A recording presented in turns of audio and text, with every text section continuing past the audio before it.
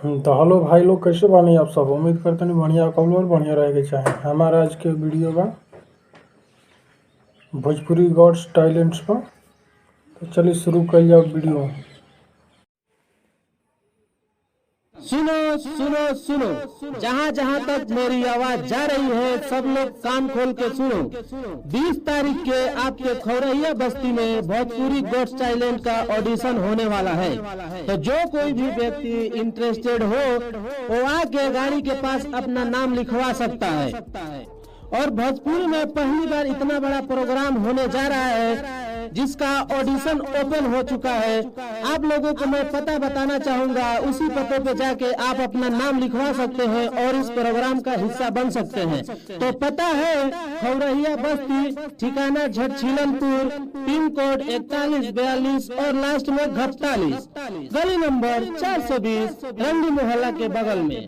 जीतने वाले विजेता को पूरे 5 लाख रुपए नगद इनाम दिया जाएगा और 2 जोड़ी पाड़ा पाड़ी और एक खुजली वाला कुत्ता भी दिया जाएगा।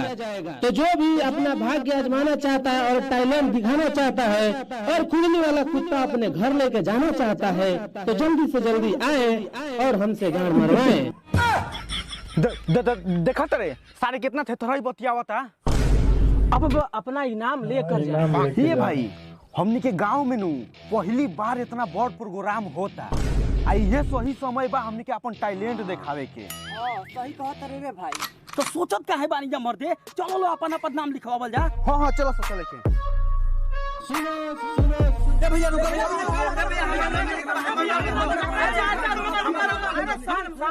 सबका नाम लिखाई, एक एक जना कह के अपन नाम बोलो लो।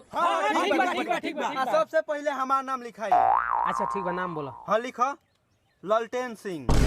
ललटेन सिंह। अब पता के गान मारना आ जाए के हमनी के। अच्छा ठीक बा। दूसर के बाहो आवा आगे। हम बोला नाम बोलो। गाड़ बोली। गाड़ भोली ये कौन नाम है? ले गाड़ बोले। ठीक बा, जाता नाम लिखा गई। ठीक बा। और के बाहो आगे आवा। हम बानी नाम बोला। सकल बोला मुआ। सकल बोला। सकल बोला मुआ। ई कोई सा नाम बा? नाम से का तारा गान मारे के बाद चुपचाप लिखा ना। अच्छा ठीक बा, लिखा तनी सकल बोला मुआ। ठीक बा, जा तार नाम लिखा गइल। आज ये ऑडिशन देवे टाइम पे। हां ठीक बा। हाँ जा आवा हो, तुम लिखवाला अपन नाम। बोला का नाम है तोहार? जीजा जी। जीजा जी बकचोदी करबे, मार गांड फाड़ देबे। अरे बाबू देखना, गांव में तो मने नहीं के लागत रे। कोनो व्यवस्था करना, मूड बने। अरे ये बिस्को पड़ा बाबा, हम का करी हो। ए बाबू सुनो